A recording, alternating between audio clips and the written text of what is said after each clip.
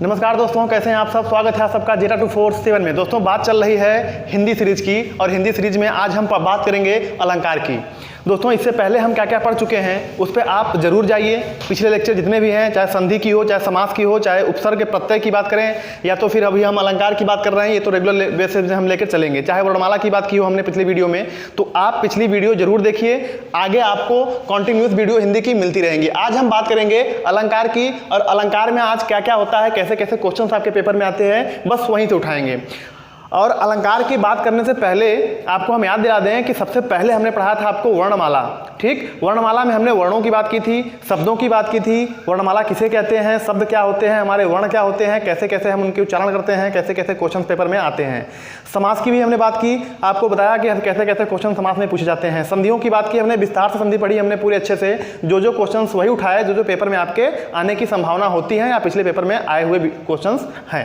अब बात कर रहे हैं हम लोग दोस्तों अलंकार की। तो अलंकार से पढ़ने से पहले आपको ये बता दें कि अलंकार जो है बहुत प्रकार के होते हैं। अलंकार बहुत प्रकार के होते हैं, ये सीमित नहीं है। ये हमने कुछ अलंकार लिए हैं जो पेपर में अभी तक पिछला हिंदी का जो इतिहास रहा है कंपटीशन एग्जाम में पूछने का, कॉम्पिटिटिव एग्जाम में, तो वहां से हमने क्वेश्चन उठाए हैं। और अलंकार की बात कर रहे हैं तो अलंकार कितने प्रकार के होते हैं, कौन कौन से अलंकार पेपर में ज्यादा पूछने की संभावना होती है, और जो क्वेश्चन हम यहाँ पे नहीं लेंगे। जैसे अर्थालंकार में अगर हम बात करें तो अर्थालंकार में उपमा हो गया, रूपक हो गया, उत्प्रेक्षा, अतिशयोक्ति, मानवीकरण, इनकी बात करेंगे। इनके अलावा भी जो और होते हैं उसको हम जब क्वेश्चन करेंगे तीसरी वीडियो में, तो क्वेश्चन में हम लेकर चलेंगे। उसको क्वेश्चन में करेंगे, जो कवर करेंगे पूरा जो छूटा रहेगा आपके यहाँ पर, उसको हम क्वेश्चन में कवर करेंगे। अब बात कर रहे हैं हम लोग अलंकार की। तो दोस्तों बता दें आपको कि अलंकार दो प्रकार के होते हैं। कौन कौन से? सबसे पहले होता है हमारा शब्दालंकार। क्या होता है? शब्दालंकार होता है और अर्थालंकार होता है। शब्दालंकार होता है और अर्थालंकार होता है। और शब्दालंकार की अगर हम बात करें तो सबसे पहले अलंकार क्या होता है। अलंकार जैसे ही आपके दिमाग में अलंकार आएगा, अलंकार का मतलब आभूषण। ठीक है, अलंकार का मतलब आभूषण या सोना या गहना बोल सकते हैं इसको, गहना या सजना, जो सजना है आदमी सजता है। ठीक है, आभूषण मतलब आपके गहने से होता है। तो देखिए अलंकार की जो परिभाषा हो जाएगी, तो काव्य की शोभा, जैसे ही अगर कोई किसी मनुष्य या किसी महिला की शोभा कौन बढ़ाता है? आभूषण बढ़ाते हैं। कौन? आभूषण या गहने जो होते हैं उनके, सोने चांदी जो मेकअप करते हैं। तो उसी प्रकार मेकअप और गहने शब्दों में अगर हम बात करें तो अलंकार में, तो काव्य की शोभा बढ़ाने वाले तत्वों को अलंकार कहते हैं। मतलब शब्दों से जो शोभा बढ़ती है उसको शब्दालंकार करते हैं, और अर्थों से, किसी कविता में अगर अर्थ से उसकी शोभा बढ़ती है तो उसे अर्थालंकार कहते हैं। परिभाषा की हम बात करेंगे तो परिभाषा में देखिए अलंकार क्या होते हैं। काव्य की शोभा बढ़ाने वाले तत्वों को अलंकार कहते हैं। अब काव्य की शोभा बढ़ाता कौन कौन है? एक होता है हमारा शब्द होता है, और एक होता है अर्थ होता है। जैसे हमने कोई कविता पढ़ी, उसका अर्थ हमको बहुत अच्छा लगता है, उसका अर्थ हमको सुनकर बहुत अच्छा लगा, तो उसकी शोभा बढ़ा रहा है। या किसी हमने अर्थ की बात कर ले, या तो कोई हमने दोहा पढ़ा या कोई कविता पढ़ी हमने, तो उसमें शब्दों के माध्यम से उसमें एक सजावट हो जाती है, बनावट हो जाती है अच्छे से, पढ़ने में उसको अंदर से आपको आनंद की अनुभूति होती है, अच्छा लगता है आपको पढ़ के। वही हमारा होता है शब्दालंकार, और ये बात करते हैं हम लोग अर्थालंकार की। अब बात करते हैं हम लोग शब्दालंकार की। तो शब्द के माध्यम से किसी कविता में सौंदर्य में वृद्धि शब्दालंकार कहलाता है। मतलब शब्द के माध्यम से, आगे डिटेल में पढ़ेंगे अभी हम, शब्द के माध्यम से कविता के सौंदर्य में वृद्धि शब्दालंकार होता है। अर्थ के माध्यम से कविता के सौंदर्य में वृद्धि अर्थालंकार कहलाता है। परिभाषा आपसे एग्जाम में नहीं पूछेगा, लेकिन ये जानना आपके लिए बेहद जरूरी है कि अर्थ अलंकार क्या होता है, शब्द अलंकार क्या होता है, अर्थालंकार क्या होता है। अलंकार की हम लोग बात करेंगे तो यहाँ पर आभूषण की बात कर लेंगे हम लोग, मतलब सोना चांदी की बात करेंगे, जैसे तमाम लोग करते हैं। सेम चीज है अलंकार, मतलब किसी चीज की शोभा जो बढ़ाता है उसको अलंकार कहते हैं। देखने में आपका मन विचलित, मतलब मन आपका बहुत चंचल हो जाए, मन आपको देखने से लगे कि यार बहुत अच्छा, मजा आ जाए, आपको अंदर से अच्छा लगे, फील अच्छा हो आपको देखने में, वही होता है हमारा अलंकार। किसी चीज की शोभा बढ़ाता है वो क्या होता है? हमारा अलंकार होता है। अब बात कर रहे हैं हम लोग अलंकार के प्रकार की। तो एक हो गया शब्दालंकार, एक हो गया हमारा अर्थालंकार हो गया। अब हम बात करते हैं शब्दालंकार में। तो शब्दालंकार तीन प्रकार के होते हैं। कौन कौन से? पहला होता है हमारा अनुप्रास अलंकार, दूसरा होता है यमक अलंकार, और तीसरा होता है श्लेष अलंकार। ठीक, पहला होता है हमारा अनुप्रास अलंकार, यमक अलंकार और श्लेष अलंकार। अब दोस्तों बात कर रहे हैं हम लोग अर्थालंकार की। तो अर्थालंकार होता है आपका, ये पहला हो गया उपमा अलंकार, दूसरा हो गया रूपक अलंकार, तीसरा हो गया उत्प्रेक्षा अलंकार, चौथा हो गया अतिशयोक्ति, मानवीकरण। इसके अलावा भी और अलंकार होते हैं, लेकिन अगर हम उनको यहाँ पर नहीं दिखा पा रहे हैं तो हम क्वेश्चन में दिखाएंगे। उनके आने की संभावना कम होती है, पेपर में आने संभावना जहाँ पर जिसकी ज़्यादा होती है वहाँ से हम चीज़ों को लेकर चलते हैं। आपको उतना ही पढ़ना है जितना पेपर में आपके आए, आप कंपटीशन को फाइट कर पाओ। अब आगे चल रहे हैं हम लोग, बात कर रहे हैं आज अनुप्रास अलंकार की। अब हमने क्या क्या पढ़ लिया, अभी हमने अलंकार किसे कहते हैं, अलंकार होता क्या है, शब्दालंकार होता है, अर्थालंकार होता है, इसके दो प्रकार होते हैं। शब्दालंकार का मतलब क्या होता है, अर्थालंकार का मतलब क्या होता है, मतलब किसी चीज़ की शोभा बढ़ाना, वही होता है हमारा अलंकार। अब शब्दों के माध्यम से अगर कविता की शोभा बढ़ रही है तो शब्दालंकार, अर्थों के माध्यम से कविता की शोभा बढ़ रही है तो अर्थालंकार होता है। ये उसके प्रकार हो गए। अब हम बात करेंगे पहले अलंकार की, शब्दालंकार का जो पहला अलंकार है अनुप्रास अलंकार, इसकी बात करेंगे। तो आइए देखते हैं अनुप्रास अलंकार क्या होता है। अब देखिए अनुप्रास अलंकार क्या होता है। अनुप्रास अलंकार की बात करें, अभी हमने पढ़ लिया है अलंकार कितने प्रकार के होते हैं, दो प्रकार के, कौन कौन से, शब्दालंकार और अर्थालंकार। अब शब्दालंकार के जो प्रकार होते हैं उसमें था हमारा पहले नंबर पे क्या था, अनुप्रास अलंकार। अब हम लोग अनुप्रास अलंकार की बात करेंगे। अनुप्रास, देखिए पढ़िए इसको, अनुप्रास, प्रास मतलब प्रायः, बार बार, आवृत्ति हो रही थोड़ा पढ़ने से आपको। अनुप्रास मतलब लग रहा है कि बार बार। अगर अनुप्रास में यहाँ पे हम वर्णों की बात करेंगे, किसकी बात करेंगे, वर्णों की बात करेंगे। तो देखिए वर्णों की आवृत्ति से जब काव्य की शोभा बढ़ाई जाती है, आवृत्ति मतलब समझ क्या होता है, आवृत्ति मतलब, आवृत्ति मतलब होता है बार बार। जब किसी कविता या किसी दोहे में जब किसी वर्ण की आवृत्ति बार बार होती है। अब आपको यहाँ पर वर्ण की बात कर रहे हैं तो आपको शब्द पता होना चाहिए और वर्ण में अंतर पता होना चाहिए कि शब्द क्या होते हैं और वर्ण क्या होता है। यहाँ पर हम वर्णों की बात कर रहे हैं, ना कि शब्दों की बात कर रहे हैं। वर्णों की आवृत्ति से जब काव्य की शोभा बढ़ाई जाती है तो वहाँ अनुप्रास अलंकार होता है। अब आवृत्ति का मतलब पता होना चाहिए, या तो सरल शब्दों में इसको कहें, अगर हम सरल भाषा में बात करें, सरल भाषा में बात करेंगे तो जहां पर किसी एक वर्ण की आवृत्ति बार बार होगी, मतलब किसी एक वर्ण की आवृत्ति बार बार होगी, पुनरावृत्ति होगी उसकी, बार बार आएगी वर्ण, तो वहां पर क्या होगा, हमारा अनुप्रास अलंकार होगा। पेपर में आप देखेंगे और कोई भी मतलब एग्जाम्पल देखिए, जैसे तरण तनुजा तट तमाल तरुवर बहुछाए, देखिए इसमें क्या रहा है, त त त त त। अब देखिए ये त हम वर्ण की बात कर रहे हैं। अब आप अगर यहाँ पर त पे कोई मात्रा लगी होती तो यहाँ पर कोई मात्रा नहीं है, इसका मतलब सेम नहीं होना चाहिए, आपका वर्ण सेम होना चाहिए, वर्ण आपका सेम होना चाहिए। तरन तनुजा तट तमाल तरवर बहुछाए, त त त त शब्द की वर्ण की क्या हो रही है, आवृत्ति हो रही है, बार बार हो रही है, इसलिए यहाँ पर क्या होगा, अनुप्रास अलंकार होगा। पहचानने का सबसे सरल तरीका है अनुप्रास अलंकार का, पेपर में आपको दे देगा, बहुत सिलेक्टेड क्वेश्चन देता है आपको। रटे रटाए आपके कविता रटे रटाए दोहे मिल जाएंगे आपको, रटे रटाए जो आप पढ़े होंगे। तो यहाँ पर क्या होगा, तरण तनुजा तट तमाल तरवर बहुछाए, मतलब त शब्द त वर्ण की आवृत्ति बार बार हो रही है, इसलिए यहाँ पर क्या होगा, हमारा अनुप्रास अलंकार होगा। देखिए देखने तो चल रहा है यार, त आ रहा है, त आ रहा है, त त त, इसका मतलब क्या है, यहाँ पर अनुप्रास अलंकार है। देखिए जैसे दूसरा एग्जांपल ले लें हम लोग, चारु चंद की चंचल किरणें खेल रही हैं जल थल में, चारु चंद की चंचल किरणें खेल रही हैं जल थल में। देखिए च आ रहा है, च आ रहा है, च आ रहा है, ठीक। देखिए यहाँ पर ल भी आ रहा है, ल आ रहा है, ल आ रहा है। तो वर्ण की आवृत्ति बार बार हो रही है, किसकी आवृत्ति बार हो रही है, वर्ण की आवृत्ति बार बार हो रही है, इसलिए यहाँ पर भी क्या होगा, हमारा अनुप्रास अलंकार होगा। कोई डाउट नहीं होना चाहिए, बिल्कुल सिंपल तरीके से पढ़िए, एकदम बिल्कुल बर्डन नहीं लेना आपको सर पे कि नहीं यार क्या होगा, ये कुछ नहीं है, एकदम जीरो है, आप अच्छे से पढ़ लेंगे तो। अब बात कर रहे हैं हम लोग, नभ पर चमचम चपला चमकी, नभ पर चमचम चपला चमकी। देखिए च च च च, च वर्ण की क्या हो रही है, यहाँ पर आवृत्ति हो रही है, क्या होगा, अनुप्रास अलंकार होगा। अब भैया ऑप्शन तो आपके पास 4 ही होते हैं, जो एग्जाम में आएगा ऑप्शन तो आपका 4 ही आएगा। एग्जाम में क्या होंगे, ऑप्शन तो आपके पास 4 ही आएंगे। अब आपको लग रहा होगा यार अलंकार तो 2 प्रकार के होते हैं, लेकिन हमारे पास जो ऑप्शन आएगा भैया आपके पास ऑप्शन 4 ही होते हैं। तो 4 ऑप्शन में सिलेक्ट करने के लिए आपको पता है कि अनुप्रास अलंकार क्या होता है, यमक अलंकार पढ़ाएंगे भी आगे आपको, श्लेष पढ़ाएंगे आपको, अर्थालंकार में हम आपको पढ़ाएंगे रूपक क्या होता है, ठीक है, उसके प्रकार पढ़ाएंगे आपको। तो जो ऑप्शन आपको पेपर मिलेगा उसमें ऑप्शन में आपके 4 ही होते हैं, इसलिए आपको कन्फ्यूज नहीं होना है, 4 चीज़ों में आप अच्छे से इसका वर्गीकरण कर लेंगे। अब बात कर रहे हैं हम लोग, नभ पर चमचम, देखिए यहाँ पर च शब्द आ गया, इसलिए क्या होगा, ये भी अनुप्रास अलंकार होगा। विमल वाणी में वीणा ली, देखिए व आ गया, इसलिए यहाँ पर क्या होगा, हमारा अनुप्रास अलंकार होगा। दोस्तों बात अब अनुप्रास की हो रही है, जैसे ही आपके दिमाग में अनुप्रास आएगा मतलब वर्णों की आवृत्ति बार बार होगी, एकदम सरल शब्दों में वर्णों की आवृत्ति बार बार होगी तो अनुप्रास अलंकार होगा। अलंकार का मतलब भी आप समझ चुके हैं क्या होता है। अब देखिए यहाँ से वर्ण जो है ना, तरन तनुजा तर्तमाल, अगर त त त त न आता तो क्या इसकी शोभा बढ़ती, क्या नहीं, वो बढ़ती, इसलिए यहाँ पर वर्णों से इसकी शोभा बढ़ रही है, इसलिए क्या कहा जाता है इसको, अनुप्रास अलंकार। अब बात कर रहे हैं हम लोग यमक अलंकार, जो दूसरा प्रकार का हमारा अलंकार है। अभी हम किसकी बात कर रहे हैं, अभी हम बात कर रहे हैं शब्दालंकार की। शब्दालंकार में हमने अनुप्रास अलंकार पढ़ लिया। अब हम बात कर रहे हैं यमक अलंकार की। अब देखिए, जहां एक ही शब्द बार बार आए और उसका अर्थ भिन्न हो, वहां यमक अलंकार होता है। अब देखिए, अभी हम किसकी बात कर रहे थे?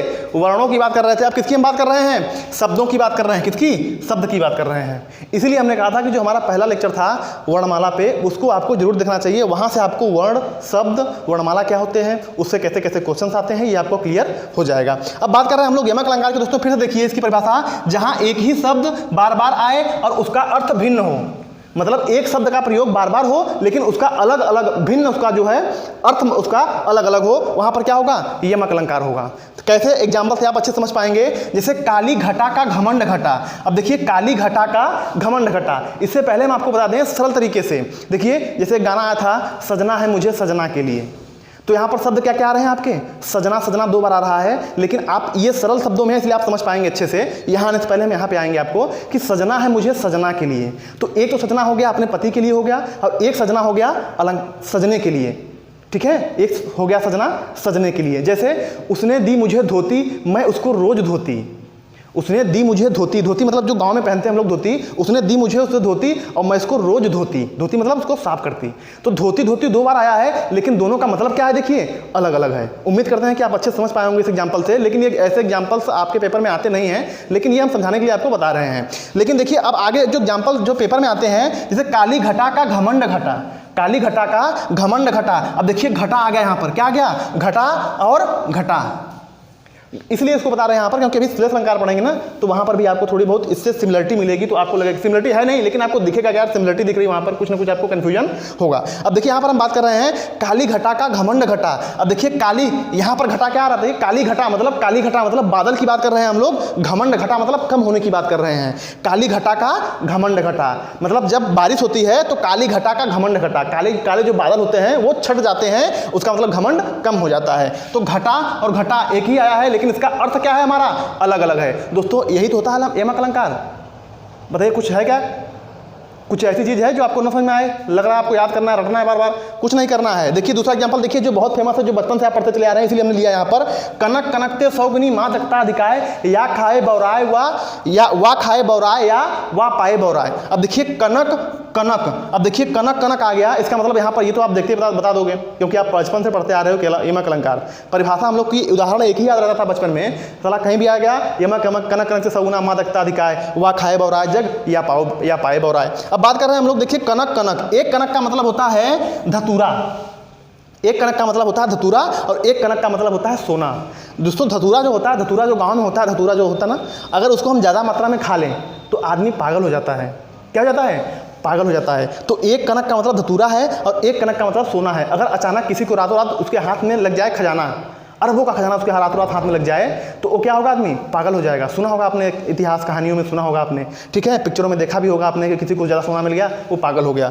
तो यही होता है, कनक कनक से सौगुनी माँ दक्ता अधिकाय, वा खाए बौराय जग या पाए बौराय। मतलब एक कनक खाने से आप आदमी पागल हो जाता है, या तो सोना पाने से भी आदमी पागल हो जाता है। तो कनक कनक शब्द एक ही है, लेकिन इसका अर्थ अलग अलग है। तीसरा एग्जाम्पल देखते हैं हम लोग, 3 बेर खाती थी वह 3 बेर खाती है। समझिए क्वेश्चन दोस्तों, एकदम आसान तरीके से समझिए, एकदम फ्री माइंड होके। 3 बेर खाती थी वो 3 बेर खाती है। मतलब बेर का मतलब समझ रहे ना? जो गांव के बच्चे हो बच्चे समझ रहे होंगे कि बेर का मतलब क्या था। बेर जो हम लोग पेड़ से डालिए जंगल से तोड़ के लाते थे हम लोग। 3 बेर खाती थी वह 3 बेर खाती है। मतलब 3 बेर, बेर मतलब समय की बात कर रहे हैं यहाँ पर। किसकी बात कर रहे हैं हम लोग? यहाँ पर हम लोग समय की बात कर रहे हैं, और यहाँ पर बेर मतलब फल की बात कर रहे हैं।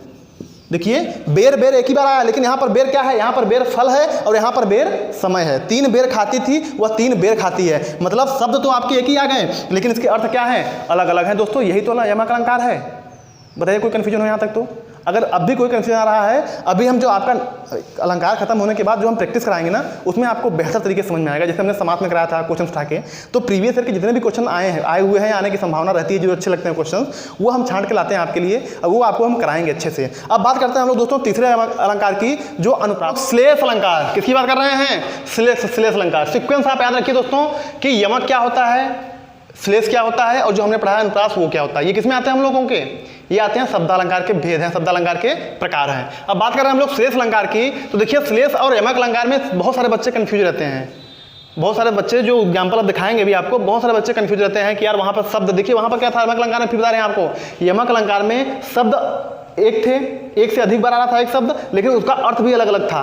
लेकिन यहां पर देखिए परिभाषा क्या है शेष अलंकार की कि एक शब्द में एक से अधिक अर्थ जुड़े हों, मतलब शब्द आपका एक ही हो लेकिन उससे जो शब्द जुड़ते हैं उसके अर्थ अलग अलग हो जाते हैं। जैसे देखिए एग्जाम्पल लेते हैं, अच्छे समझ आएगा आपको। रहीमन पानी राखिए बिन पानी सब सून, पानी गए न उबरे मोती मानस चून। अब देखिए दोस्तों यहाँ पर पानी आया है, क्या आया है? पानी। अब देखिए पानी मोती के लिए देखिए, अगर पानी मोती पड़ जाए तो उसकी चमक बढ़ जाती है। क्या बढ़ जाती है? उसकी चमक बढ़ जाती है। मनुष्य पड़ जाए तो उसकी प्रतिष्ठा बढ़ जाती है, मतलब जीवन काल बढ़ जाता है। एक तरह से बोलें कि प्रतिष्ठा ही बढ़ जाती है उसकी।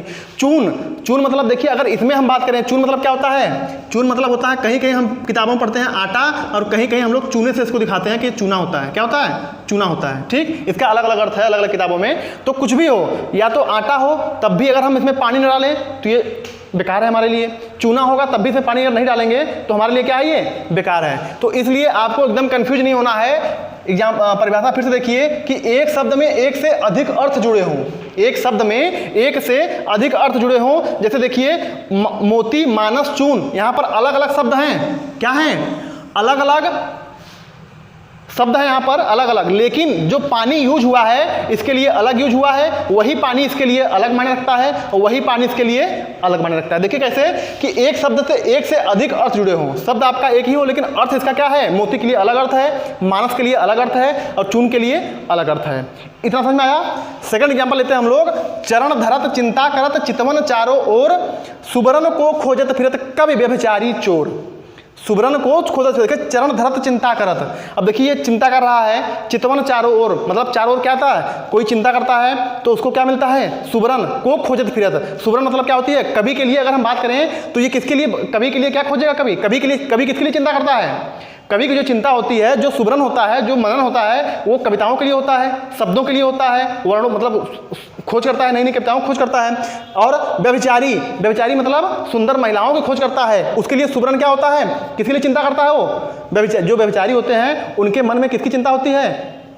सुंदर महिलाओं की, सुंदर औरतों की चिंता होती है। और जो चोर होता है वो किसकी चिंता करता है? वो खजाने की चिंता करता है। किसकी चिंता करता है वो? खजाने की चिंता करता है। तो दोस्तों चिंता तो देखो एक ही बार आ रहा है, चिंता करत चितवन चारों ओर, सुबरन को खोजत फिरत कवि व्यभिचारी ओर। मतलब कवि की चिंता अलग होती है, व्यभिचारी की चिंता अलग होती है और चोर की चिंता अलग होती है। तो यहाँ पर शब्द अलग अलग आया लेकिन इनके लिए मायने अलग अलग हो गए। तो वही क्या है हमारा भैया? श्लेष अलंकार है। और श्लेष का मतलब होता है चिपकना, ध्यान रखना। श्लेष का मतलब होता है चिपकना, चिपका हुआ या चिपकना। श्लेष मतलब चिपका हुआ। तो देखिए चिपके हुए शब्द हैं, जो शब्द आ रहे हैं आपके चिपके हुए हैं लेकिन इसका अर्थ अलग अलग हो जाएगा। ठीक, पहचानने का जो शॉर्ट ट्रिक होता है, वहां पर कनक कनक से 100 गुना अलग अलग आ रहा था, वहां पर खैर वहां पर भी चिपका हुआ था लेकिन उसका अर्थ अलग अलग था। यहां पर भी जो तीन चीजें आएंगी, यहां पर ध्यान रखिए कि 90% केस में दो चीजों से अधिक आता है, मतलब तीन चीजों की बात करेगा वो। किसकी बात करेगा? ये अपनी तरफ से हम बता रहे हैं, एक एक्सपीरियंस बोल रहा है कि अगर आप करोगे तो वहां पर जैसे कवि व्यभिचारी चोर, देखिए यहाँ पर मोती मानस चून, कवि व्यभिचारी चोर, मतलब यहाँ पर 3 था, यहाँ पर 3 है।